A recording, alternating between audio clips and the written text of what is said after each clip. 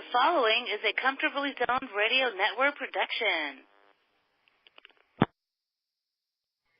My baby dolls, we are back again. Another episode of Genesis is coming up. As always, I am your host, Ian Kahanowitz. You know, I'm getting ready for the winter meetings coming up, and my Yankees, they keep interviewing managers. Now Carlos Beltran is being interviewed. I know Aaron Boone has been interviewed. I speak to his brother, Brett. I'm very fortunate to speak to Brett. He's a great guy. He was on the show a few times, as most of you know. But, hey, we're moving on. I've gotten baseball withdrawal symptoms already, and it's not even December. So I got another 3 more months until spring training and pitches and catches report the third week in February. So mark my calendar, and of course my kids are into NASCAR, so it starts around there, and the Super Bowl will be over by then. But we do have the Winter Olympics coming in early February. They keep me preoccupied until baseball season. A lot of sports coming up. As always, you are listening to the Comfortably Zoned Radio Network with the Zigzag Man, Ralph Tycho. Got a lot of shows on Philadelphia baseball and Oakland A's baseball and Chicago Cubs and White Sox baseball. I just did a podcast the other day with a few of the gentlemen on the network, including some who were on the Hall of Fame Veterans Committee, and we were talking about the new members going in. We're also talking about some of the modern era candidates that should be going in this year, and Marvin Miller, which is always a favorite subject of mine, is on the ballot again. And let me tell you something, folks. If there's one person that deserves to be in the Hall of Fame, it's Marvin Miller. I always said that if we had a Mount Rushmore of baseball, folks, there would be 4 people on it. Ty Cobb, because he was the first superstar. Babe Ruth, because he changed baseball. Jackie Robinson, because he changed America. And Marvin Miller, because he balanced the table at bargaining, whereas now it was no longer going to work for a company that called all the shots. He tipped the scales, and he made the owners, he made Bowie Kuhn all realize it's all coming to an end, the reserve clause, and now this whole shenanigan for the last 90 years will be no more. The players will have leverage. It is not going into a factory. It is not being subservient in a more of a servant-master relationship. Players now can have a piece of the pie. And let me tell you, the owners made the money, even though they complained, oh, it's too much and all this. If you look at the revenues there, you'll see what I'm talking about. But that's for another time. You know, so Marvin Miller should go in. I think Alan Trammell should go in. I think Steve Garvey should go in. Although, you know, with Steve Garvey, again, his personal life took over in the late 80s, and unfortunately, what he did off the field, and I'll quote Tommy Lasorda, I wouldn't even leave Garvey in the room with my daughter because of this, flamboyant and kind of promiscuous nature. He was the golden boy of the 70s. Him and his wife were always on TV. I remember the shave gel commercials. But as we know, Garvey had a little fidelity issues, and I think that stopped him. I think Dave Parker deserves to be in. He's up again, but again with Parker. Smoked marijuana, drug trials in the mid-1980s, the Pittsburgh drug trials.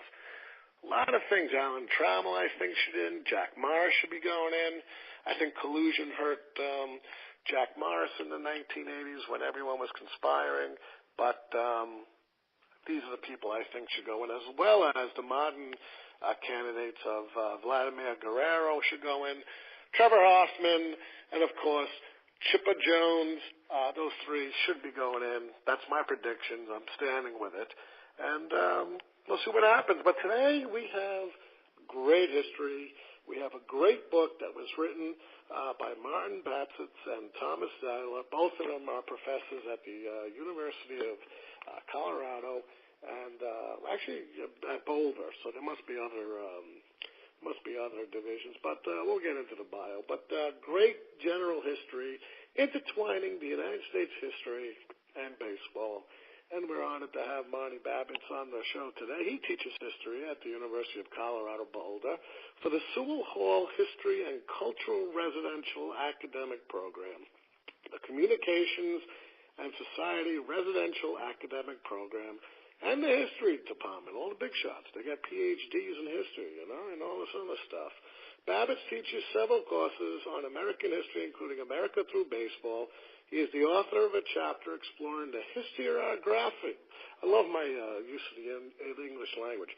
Historiography of a chapter exploring the history of sports and pastimes of the 1920s in a companion to Warren G. Harding, Calvin Coolidge, and Herbert Hoover. And if you don't know those three, they were what I call the conservative presidents of the 1920s. Warren G. Harding also had, some kind of weird fetishes. He died on August 2nd, 1921, I believe, or 22, actually 23, I think he died. And then Calvin Coolidge, the whole Teapot Dome scandal was going on, and he was getting a little hot under the collar, but he did beat young Franklin Delano Roosevelt in the 1920 election, because Franklin Delano Roosevelt was up for vice president, and I think Cox was the Democratic nominee, and they lost. But baseball is changing, and this is going to be a great show.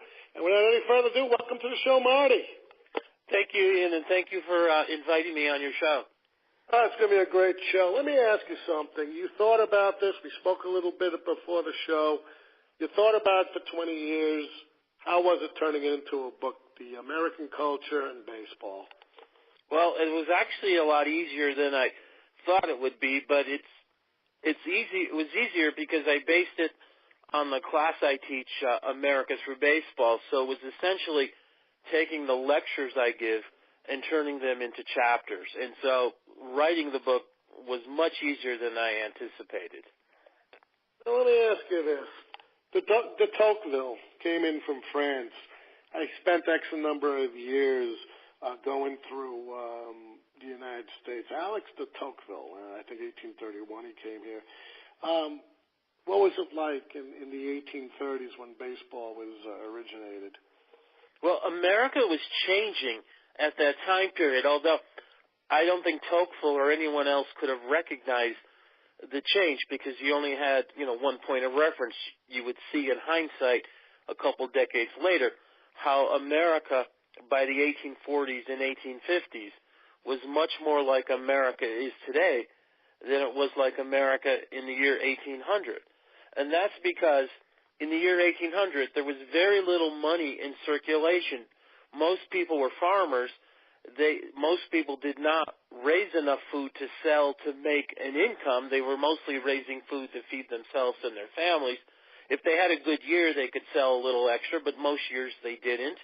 And so people were living comfortably, but they didn't have an income, so they made everything they needed at home. They made their clothes, they made their tools, and if they couldn't make something because they lacked the skill or the tools to make it, their neighbor would make it, and they would trade favors. And people would keep account books, and they would keep a list of favors done back and forth, and they would add and subtract what each other owed, and that was the economy. And things changed after the War of 1812 when we started to get factories in New England. And these factories hired young women, teenage girls really, and they had to pay them in cash. And once they paid these women in cash, they often sent the money home to their dads, but the money was entering circulation. And so now people were spending money. And this changed the American economy. Before people spent money, they could only do business with people they knew because they had to trust that that person would pay them back. Once you had money, you can do business with anybody who has the money. So when you had to do business with people you knew, you could only do business with your neighbors.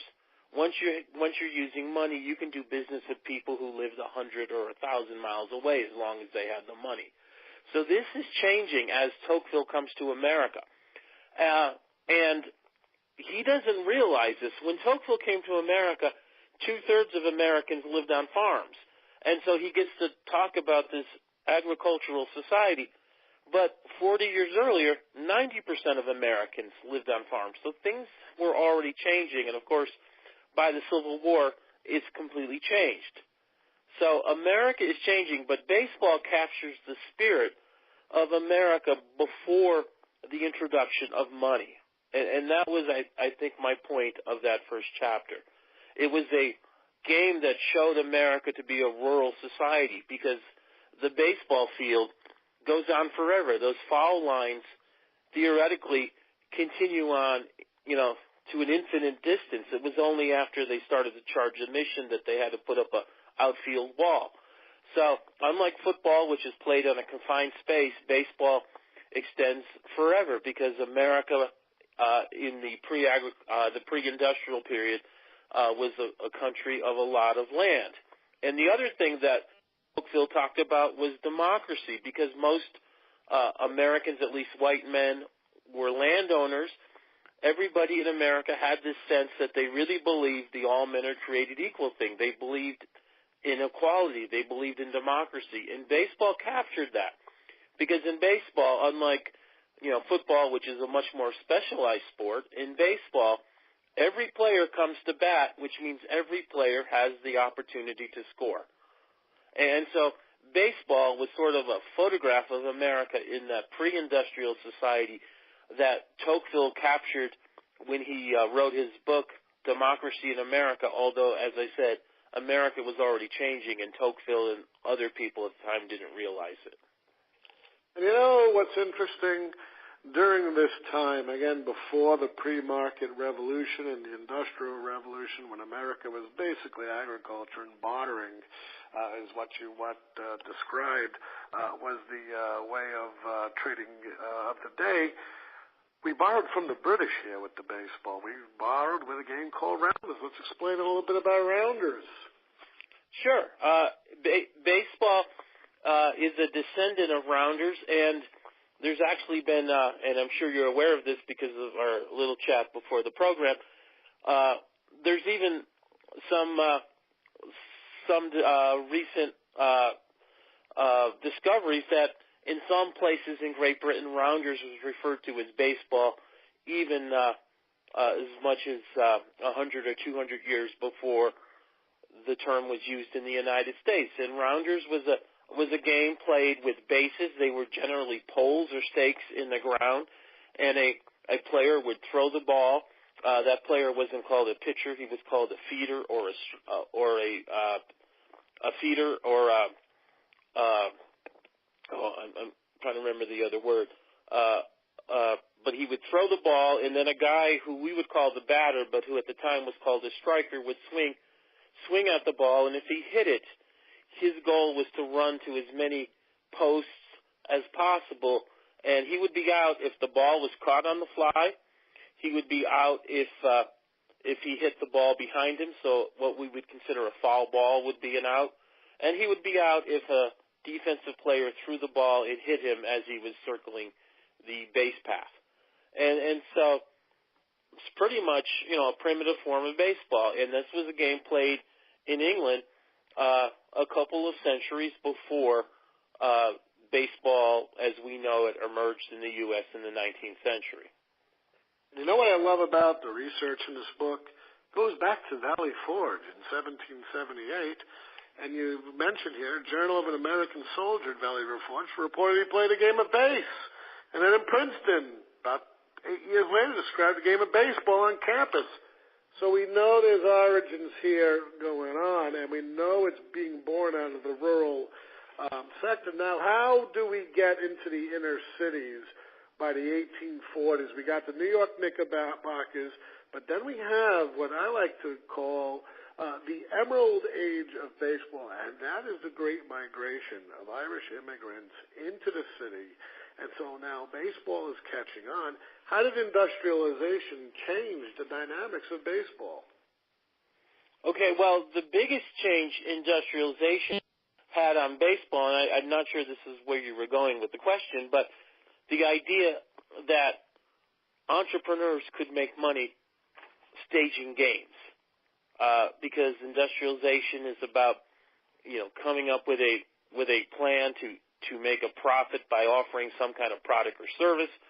We're getting that after the Civil War where promoters of baseball decide, hey, this is a popular game. There are players who are good enough that people want to see these guys play baseball. Let's put a fence around the ballpark and charge people admission to come in to watch the game. And once people start thinking about that, they then start thinking, okay, how can we set it up in an environment that will be profitable, and this will lead to the creation of stable leagues. But the other thing you're talking about, baseball in the inner city, when the game is emerging by the 1840s, it's not quite an inner city yet. These cities are still not that densely packed that there are places in the city where you can play. And although by the second half of the 1840s, playing fields are disappearing in New York because New York City is growing and vacant lots are quickly being developed. And that's why teams like the Knickerbocker Baseball Club and the other baseball clubs from Manhattan are moving their games either to New Jersey or to Brooklyn, because as the city's growing, there's fewer and fewer sites where they could have a game. Let me ask you this. In your research, did you come across anything in the early years of baseball that it was a unisex game? Because I had a show about 6 months ago with Professor Deborah Shattuck, and she wrote the Bloomer Girls, which dates baseball, again, back to this time. And it was really made for men and women at the time for a form of exercise. Did you come across anything of that before we start with all the racism and anti-women of the post-Civil War era? I did not, but that could have been a factor of me not actually looking for that aspect of the sport. So I didn't come across anything disagreeing with that, but I didn't come across that issue one way or the other. Where I did look for the impact of women in baseball was at various periods in U.S. history where women were having a huge impact, like in the 1920s and in the 1940s and the 1970s. I'm not saying that there weren't other eras where women had an influence, but I wasn't looking for women in the pre-industrial era as I was working on the book. Yeah, it's very interesting, because post-Civil War, here we're coming across the United States just went through the most destructive war in their history with the Civil War. It probably still is when you do the body count of any war. Even World War II, it's American versus American. The ideologies change as well as the dynamics of the country now. My question is, how did the Civil War and the post-Civil War era change the dynamics of baseball? Okay, that's a good question, and there's the one aspect about baseball being a source of reconstruction, that adopting a national game gave the North and the South something to share in common, a common ground. And there's even a historian who looked at the National Baseball Club of Washington taking a tour of the Midwest in I think it was 1867, and how this tour helped unite the country after the Civil War. So there's that aspect. I don't get into a lot of that, but what I do get into is, again, the industrialization that emerged after the Civil War because of the Civil War, because the U.S. government was such a consumer of industrial products during the war. It really spurred on industrialization. And again, with this industrial spirit that was capturing the country, there were entrepreneurs who saw an opportunity to make a profit by staging baseball games, and then that led to the need for stable leagues. And so the creation of the major leagues was sort of the industrialization of leisure. And you know something, what's interesting here, because we mentioned the entrepreneurs, and a lot of what people don't understand about baseball owners in the mid to late 1800s was these guys who owned these baseball clubs had other businesses. I know Aha, who was out in St. Louis during what was called the Beer and Whiskey League, the American Association. He wanted to sell his beer. Even Jacob Rupert, the Colonel over there with the New York Yankees, he owned the beer company, and he found that if you had the billboards at these stadiums, at these gatherings, it's going to make more for the company. But let me ask you this. Here's the dark side coming. The dark side of the 1800s and the colorization of ball and the racism that was prevalent to the day, like you mentioned in your book, the Ku Klux Klan, but now we even go outside Water's Edge. I love that name, Water's Edge. You know why? Because as a tax attorney, when the government wants to tax businesses, they either go to just Water's Edge, some states, which means just to California or Maine or the East Coast, or worldwide. But there was a worldwide racial problem going on. What's going on now in the 1860s to the 1880s, and how did it affect baseball?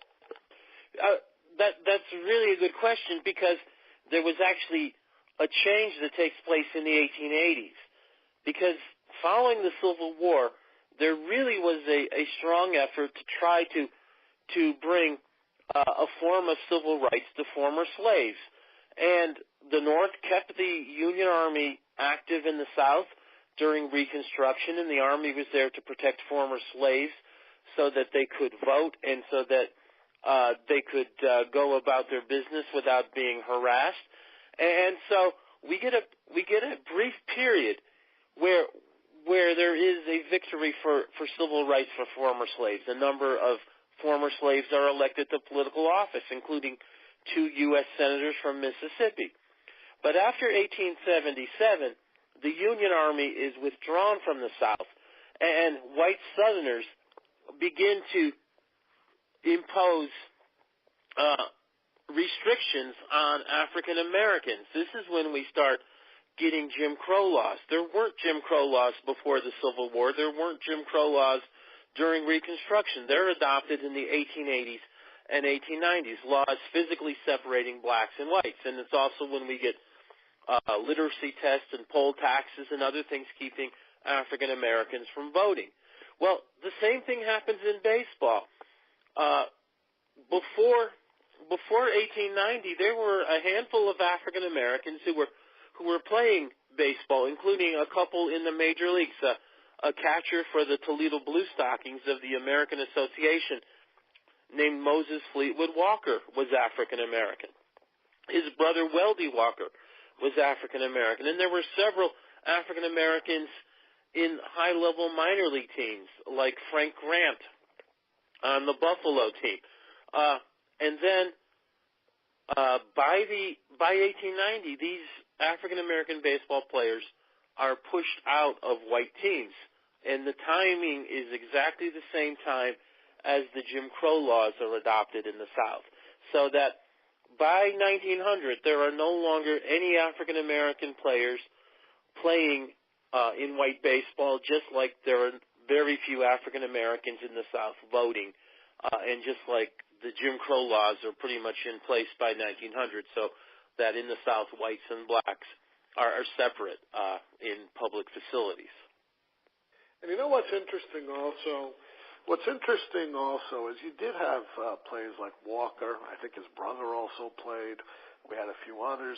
But Cap Anson, who's in the Hall of Fame on the White Stockings, refused to let his team take the field if there was a black player on the Toledo team. And so what happened was, because of it, they sat Walker and they put him in, and then Cap Anson complained again. They came to what was known as a gentleman's agreement, which was to keep African Americans out of baseball. It was only solidified by the Plessy versus Ferguson case in 1896.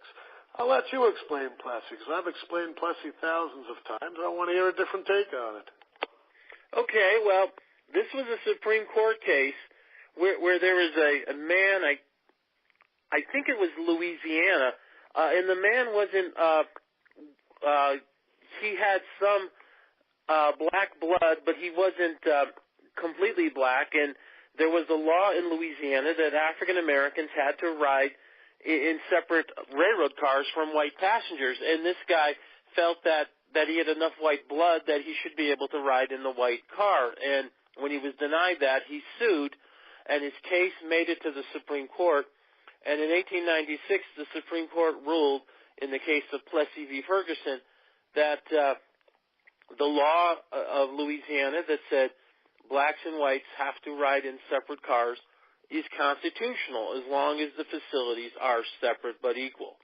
And so the Plessy v. Ferguson case brought this concept to become part of the law, that it's okay to segregate African Americans and white people as long as the facilities are separate but equal. But of course we know in reality they're never equal. When the railroad buys new passenger cars, who's going to ride in the brand new passenger cars? The white passengers. And the African American passengers will be in the older cars with the springs sticking up through the cushions of the seat. And things like that. And when a community builds a new school, what students are going to go to the new school? The white students.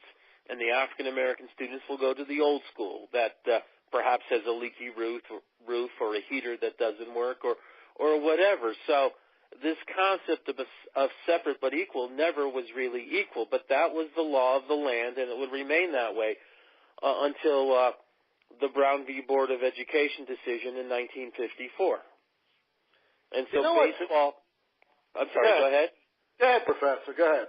Okay, and so baseball was sort of – I don't want to say following that, but they adopt the color barrier even before Plessy v. Ferguson. They're following the lead of southern states.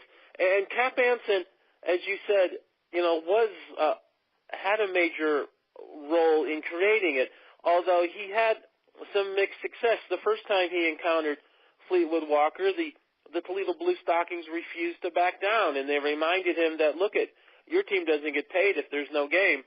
And so he agreed to end up playing. And the truth was, Walker wasn't even going to play that day. He had a sore hand, which doesn't work out well if you're a catcher. So the manager had planned to rest Walker, but when Cap Anson complained about it, he decided he was going to put Walker in the outfield. Now, a few years later, Walker's playing in the minor leagues for a team in Newark, New Jersey, and Cap Anson's Chicago White Stockings has an exhibition game against Newark, and he sees Walker and he sees another African-American player, a really great pitcher named George Stovey, and again he objects to playing against those two players. And this time the manager of the Newark team said, okay, we won't play them. And that sort of set the precedent that, okay, African-Americans won't be playing in white baseball anymore. And you know what's interesting? I had a show a few weeks ago with author Jerry Causeway, and we were talking about this, how all these teams refuse to let the African-American individual play in white baseball. However, if you look at the photographs back then, you'll always see an African-American mascot. And there was this big belief back then, because the Irish had especially come in and were very, very, very superstitious. And they believed that a young mascot, African-American, would have a form of hoodoo, which is like magic. They could put like an evil eye on another team. I was fascinated. I did some studying. But they treated these mascots even worse after the Plessy versus Ferguson case, because what I learned was that these mascots couldn't even ride in the train because it was an all-white train. They had to ride on the roof. They were fed scraps of food after the players would eat, and they weren't even allowed to go into hotels and stuff. They had to sleep in a tent on outside the hotel. They were treated almost like, an animal, like a dog or a pet or something. That opened my eyes to the kind of attitude of the changing society and the rollback of Reconstruction, the South getting keeping the same identity, but literally now putting up all these statues which were debated a few months ago. Should all these Civil War generals, they were putting up saying, look, we lost the war, but we did lose our ideology. I love that. I love that. That's very true. And if you're interested in in African-American mascots, Tom Zeiler, who's the co-author of the book National Pastime, wrote a book on the 1888-1889 Baseball World Tour. The name of his book is Ambassadors in Pinstripes. And these baseball players who were put together by Albert Spalding, he took the Chicago White Stockings, which was the team he owned, and an all-star team of other players to play against them on a world tour during the winter of 1888, 1889. And they had an African-American mascot, a young man named Clarence Duval. And in his book, Zeiler illustrates how Duval was treated by the players on these two traveling baseball teams. And so if you're interested, or if any of your listeners are interested in these African-American mascots, Zeiler's book, does give a picture of how these types of mascots were treated by the players on the team. It's fantastic. I learn something new every time I have folks on the show. That's the beauty of this show. We always learn something. And now we're getting into a period, which is one of my favorite periods because I've done extensive research, the progressive period and the rise of labor. And we get the whole Western League, we get the Players League, but we also have Samuel Gompers, cigar maker, and we have unions that are coming out. And baseball players are starting to realize, hey, this is a job, even though we have fun all day. It's also a dangerous sport. Remember, these guys didn't have equipment. They used bare hands to catch a ball. They pitched maybe 17 innings in a doubleheader sometimes. Their arms would blow out. But what's going on with baseball now that the whole society's changing and unionisms are coming up? Yeah, and in fact, this again is a factor of industrialization. And if we look at the one side, the owners of these baseball teams are doing the exact same thing that John D. Rockefeller is doing with Standard Oil, that Andrew Carnegie is doing with Carnegie Steel. They're trying to eliminate competition, and they do that by creating trust. Instead of having competing leagues like the National League and the American Association, these leagues collude. They come up with a thing called a national agreement where they agree not to compete against each other in markets and not to compete against each other for players. They're going to respect each other's reserve clause. And so the owners are doing everything they can to maximize their profit. And, of course, their biggest expense is the cost of labor, the cost of the baseball players. And with the reserve clause, they've held the salaries down because once you sign your first contract, you've lost all your negotiating ability, because that team can reserve you and prevent you from signing a contract with another team even when your contract has expired. And so baseball players realize that they're at the short end of the stick. And so baseball players start to do what workers in all other industries were doing in the 1880s. They began to form unions. And the first union of sports of professional athletes was a union called the Brotherhood of Professional Baseball Players, and that is set up in the winter of 1885-1886 by a player on the New York Giants named John Montgomery Ward. He was a college-educated player, and he was an actual lawyer who went to law school at night while he was playing baseball. He sets up this union. He secretly organizes chapters in every league city, and then he announces that the union, exists. And at first, the owners think, "Oh, this is great. This union will take care of players who are injured or who are retired or who become ill, and it'll take care of what they need." But that wasn't the goal of the players' union. Their goal was getting rid of the reserve clause, and it sort of comes to a boil during that world tour that I mentioned with Zeiler's book. Ward is one of the ball players out traveling around the world, and while that's happening, the baseball owners have their winter meeting, and they adopt something called the Brush Classification Plan, named after the owner of the Indianapolis Hoosiers, a guy named John Brush. And this plan classifies all Major League players into one of 5 categories, and they will all be paid the same salary based on what category they're in. And so this eliminates any chance for baseball players to negotiate raises. They're sort of locked in based on what category they were put in. Ward hears about this when he's in England, and he wants to head back to the United States to fight this. And the guy who's leading the tour, Albert Spalding, said, no, you committed to playing, you have to stay. So by the time the ball players come back to the U.S., it's too late. This plan is in effect, but Ward starts planning for the next year. And so his goal for 1890 is to not have any of the Major League players, or at least not have most of them, sign with their Major League teams. Instead, Ward creates a league owned by the union, a league called the Players League, where the baseball players, along with investors, will be the owner of each Major League club, so that you're playing for a team that you own. And the Players League is successful in luring most major, or at least most of the stars, to that league. The problem is they don't have a deep enough pocket to sustain the financial losses they're going to have. All of baseball, all 3 leagues will lose money that season, and the Players League, without the deep pockets, will go out of business once the season is over, and so they will not be successful in overturning the reserve clause. Now, what's interesting is this league folds, and Montgomery Ward, again, he gets back into baseball. I know that later on he was one of the investors in the Boston Braves, later on in the 1912, 1913, then he gets out, he sells his shares. But now we have a Cincinnati sports reporter who went to law school, really didn't like it too much. We have Ben Johnson in the Western League. What's going on here?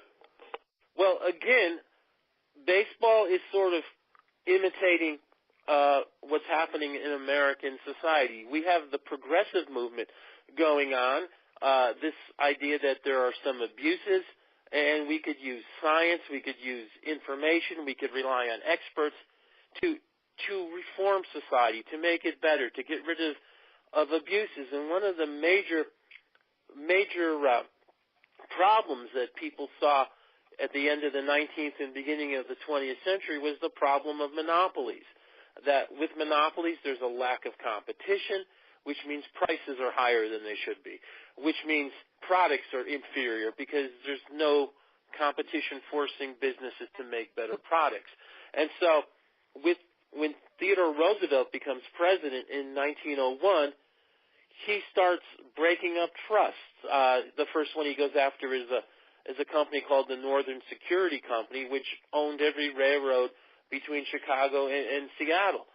And so with the progressive era, we get this idea, let's break up trusts, that competition is better for the consumer. It brings prices down. It makes the product superior. Well, that's what's happening in baseball. The American Association, the other major league, went out of business following the 1891 season, and for the rest of the 1890s, there's only one major league, the National League. And so the National League has a monopoly, and its product becomes inferior. We've got cases of baseball teams flagrantly cheating. The Baltimore Orioles of the 1890s were the most notorious example of that.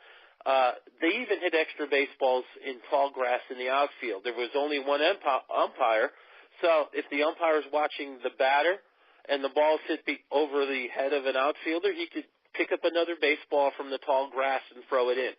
And so we get all these types of abuses, and after the 1899 season, the National League decided to contract from 12 teams to 8 teams. And so they dropped 4 clubs, and that meant there were cities that were large enough to support a major league team that no longer had a team. Ban Johnson, who was the president of a minor league, the Western League, saw an opportunity, so he started to move the Western League into some of those cities. And in 1900, he changed the name of the Western League to the American League, and the following year, he declared that the American League is now a major league, and so we get competition. between the National League and the American League. And this is sort of bringing some order and stability back to baseball, something that the progressives of the progressive era desired. They wanted a stable, orderly society. And, of course, just like we had before, it only takes a couple of years before we start to get collusion between the two leagues. And in 1903, the American League and the National League sign another national agreement where they will agree to recognize each other's territorial control over the cities that they have baseball teams in, and they recognize each other's reserve clause so they won't be driving player salaries up. And this idea of stability really gets seen in baseball because for the next 50 years, we have the same 16 Major League Baseball teams in the same 10 cities, and all 10 cities were in the the northeastern quadrant of the United States. No baseball teams south of the Potomac River or the Ohio River, and the only city west of the Mississippi River with a baseball team was St. Louis, which is on the Mississippi, which had a team in both leagues. So we get this idea of stability set up after the American League and the National League reach an agreement in 1903. And again, with the 1903 agreement, that was after a bitter war that was being waged by Ban Johnson because he was going to pay the players more. He raided the National League for players, and the National League saw they can't compete. Also, Ban Johnson, and a lot should be said about Ban Johnson because, like I said, I just finished my book and I did extensive studying of Ban Johnson. In the beginning, he was the Outlaw League, okay? Mm-hmm. He was the Outlaw League. And so now he's, the National League's like, look, we're losing money. He's paying the players higher salaries. He's making the game. He's cracking down on rowdyism in the crowds, rowdyism on the field. You can't chase umpires with a knife anymore.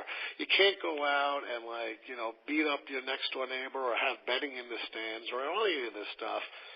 Something's going on. We have to concede.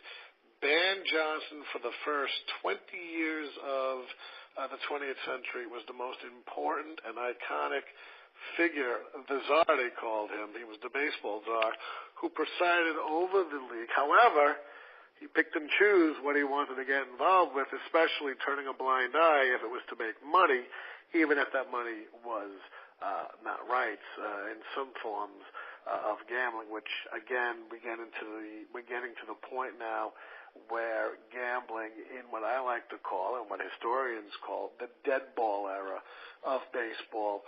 Look, America is on this path now of greatness. We got Teddy Roosevelt in the office. Speak softly, carry a big stick.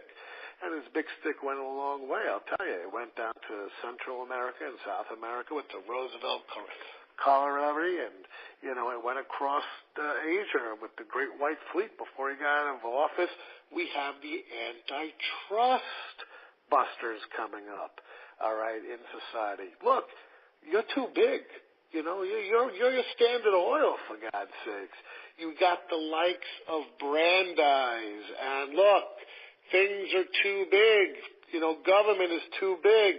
Standard Oil is too big. J.P. Morgan Bank is too big. We have these trust busters coming up. One of those trust busters is Kennesaw Mountain Landis. Let's talk about Landis here for a second before he became commissioner. Okay, he was a judge in Chicago, and as you said, he often, in antitrust cases, took the side of breaking up the trust, breaking up the monopoly, creating competition. The thing about him is he was also a rabid baseball fan, and he was a fan of the Cubs. And so when he has an opportunity to break up the baseball monopoly, when the Federal League, another attempt to create a third major league in 1914-1915, well, in 1915, the Federal League sued the major leagues because of the monopoly the major leagues had, and the case reaches Landis's bench, and he doesn't want to rule on it because he doesn't want to hurt his beloved Cubs. So he postpones the case and just lets it sit on his docket. And as the case is just lying on the docket, the Federal League teams are bleeding to death, losing money, and finally the Kansas City Packers, this is, after the season ends, the Packers declare bankruptcy, and with that, the Federal League collapses. So Landis is never forced to rule on whether or not the major leagues have a monopoly. And after the Black Sox scandal and Major League Baseball is looking for an opportunity to clean its image, they decide to hire a czar, a commissioner, to act in the best interest of baseball, to show fans that the major leagues are trying to operate baseball honestly. And so they hire Landis to be the commissioner, and they're rewarding this guy because he gave them a break by not hearing the Federal League lawsuit when it was before his bench. And so he becomes the most powerful guy in baseball. He helped to restore some degree of credibility to baseball, although it was really Babe Ruth who brought the fans back. But he also had a number of flaws, the biggest of which was he was a very blatant racist, and he would do a lot to keep the color barrier in place. And whenever there was an attempt to challenge the color barrier, he would do all he could to defeat that challenge. Now, you know what's interesting? Because this is one of my favorite things to talk about. I love this sentence in your book, and we're gonna break this down together. Landis, a tyrant at heart, who ranked as one of the most arbitrary judges to ever sit on the federal bench, responded quickly to the Black Sox scandal. Let's talk about him being a tyrant. Why do you think he was a tyrant?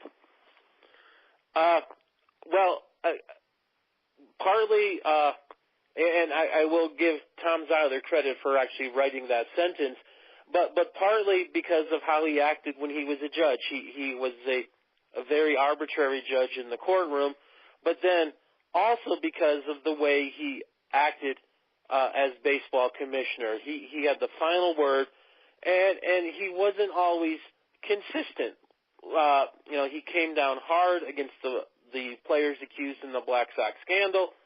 He looked the other way when Ty Cobb was accused of accepting money from gamblers to lose games or to not perform as well. I don't get into the Ty Cobb issue in the book, but he was arbitrary in dealing with things like this. He was harsh against Buck Weaver, a player on the Chicago White Sox in 1919 who did not take money, who was not involved in the attempt of the White Sox to intentionally lose the World Series, but a guy who knew about it. Buck Weaver was friends of these guys, and he was in the room when they made the deal, and he said, well, Weaver, you knew about it and you didn't report it, so you're just as guilty. So he was very arbitrary in how he imposed the rules as he saw them. Now let me give you my take on this as well. I agree with you. One of the most arbitrary judges, one of the most arbitrary commissioners that on his record it shows there's no consistency amongst his decisions, especially with the antitrust, everything that led up to baseball. As soon as it hit baseball, he let his personal feelings take over. Federal League bled to death. He believed that if he had to make a ruling, he would have ruled against his beloved baseball because he had to break the trusts.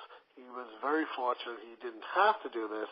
So what happened was the Baltimore club, I think, appealed this and went to the Supreme Court, and it said the antitrust does not apply to baseball in the court in 1922. I think Oliver Wendell Holmes,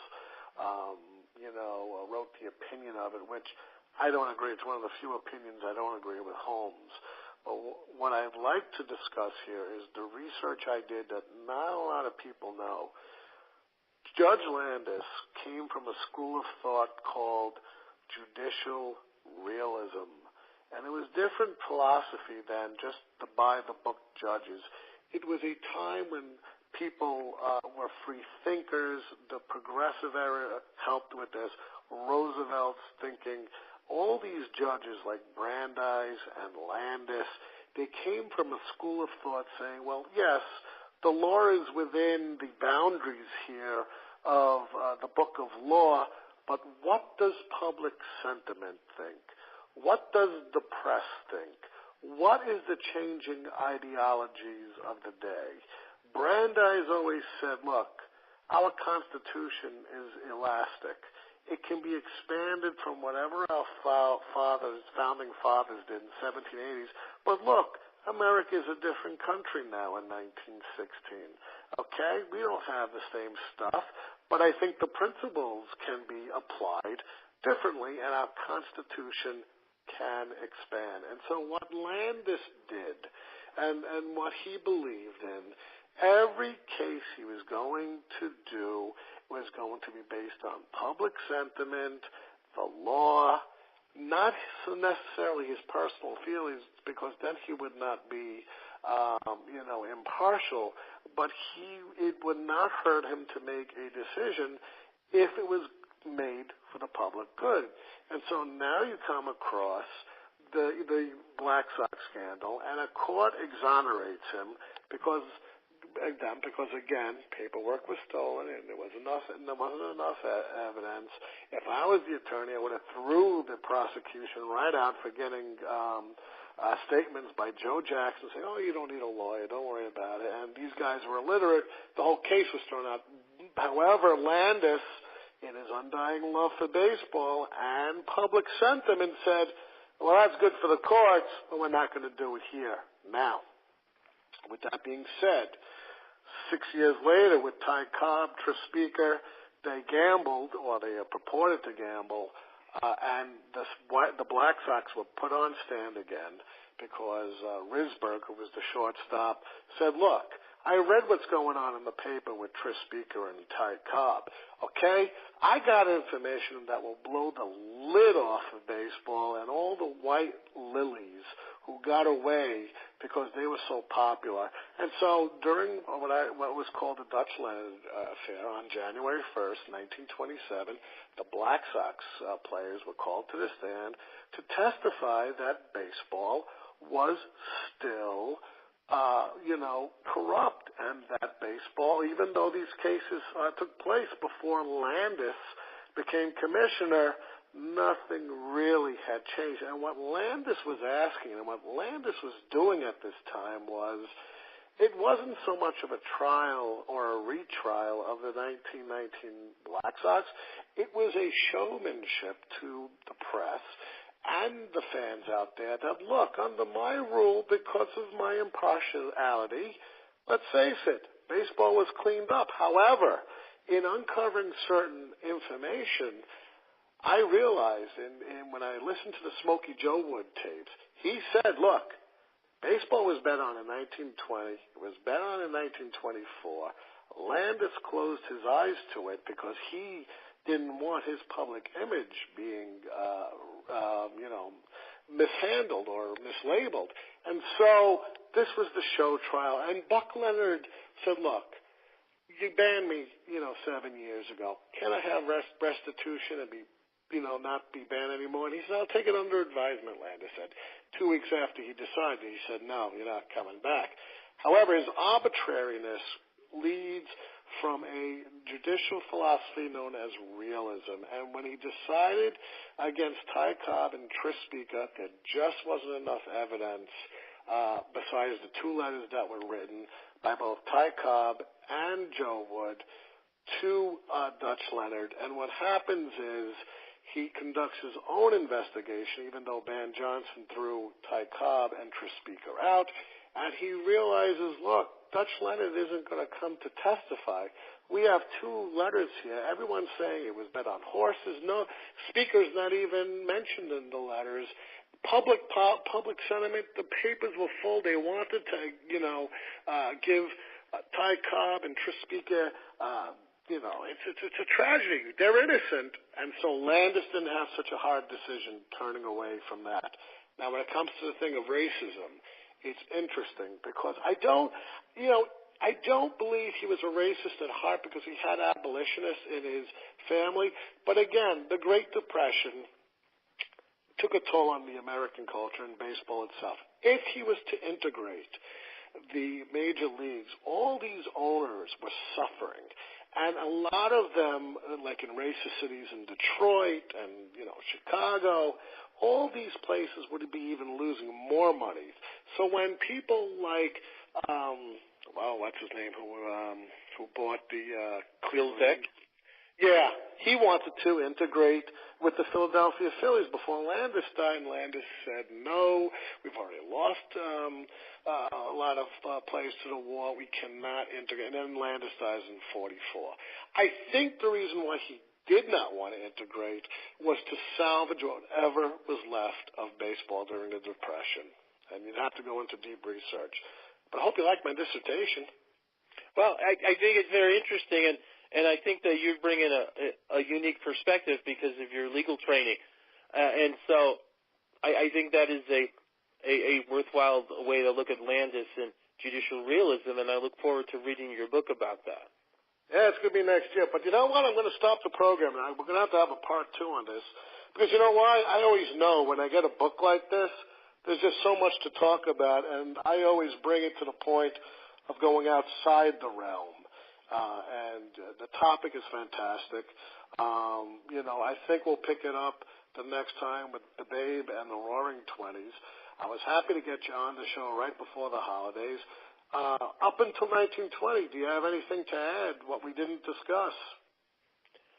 No, I think you've got the general gist of the book with the issues you brought up. And again, the goal is to show the parallels between baseball history and U.S. history, and I think you hit a number of them: pre-industrial America, industrialization, the workers' response with the creation of unions, and then progressivism, and I guess the Black Sox scandal sort of mirrors the problems of American society after World War I, with all the scandals like bootlegging and the Fatty Arbuckle trial and the Teapot Dome scandal, with the chaos of the year 1919 with the Palmer raids and the race riot in Chicago and the Boston police strike. America went through a lot of turmoil when World War I ended, and then that was the year of the Black Sox scandal. So I think for the looking at the book up through before we get to the 1920s, I think that you've hit just about all the important issues, the parallels between U.S. history and baseball history. That's fantastic. Now, besides Amazon and online places, where can we find your book? Well, it should be available from any bookseller. Now, I don't know that they will actually have it in stock. I don't know that there's a large enough demand yet for the book, but if you went into a Barnes & Noble, they certainly have it online, and so if you wanted to buy it in person, I'm sure if you ask them, they can get it in for you in a matter of days. But I do know a lot of people I know who bought the book did buy it through Amazon. They have it readily available. Now, that's just great. Now, hold the line, Marty, because this is how I end the show, and I'll speak to you for about a minute or so after the show. All my listeners know how I end my show. Folks, had a great time with Marty today. I called him Martin, but he said, hey, just call me Marty. I said, all right, fine, like we're old friends. Great conversation today. National pastime, U.S. history through baseball. Go out, get the book. I love it because I'm a historian, and I'm also a baseball historian. Love the way that the book comes together. Holidays are coming. Whatever you celebrate, we'll go with Jerry Seinfeld and Festivus, because if I say Christmas, then Jews will be crying not Hanukkah, and if not Hanukkah, then Kwanzaa, and if not Kwanzaa, something else. Look, the holidays coming. It's cold outside. Keep yourself warm this winter with your hot chocolate. Get the national pastime. Great book. We'll get Marty back on the show in January and February. Around Valentine's Day, you get your boyfriend or girlfriend if she's into baseball, the book too. But I had a great time. As always, I'm your host, Ian Kahanowitz. You're listening to the Comfortably Zoned Radio Network. Thank you to Marty today for coming on the show. Love professors on the show. And as always, in the immortal words of Edward R. Murrow, good night and good luck, folks.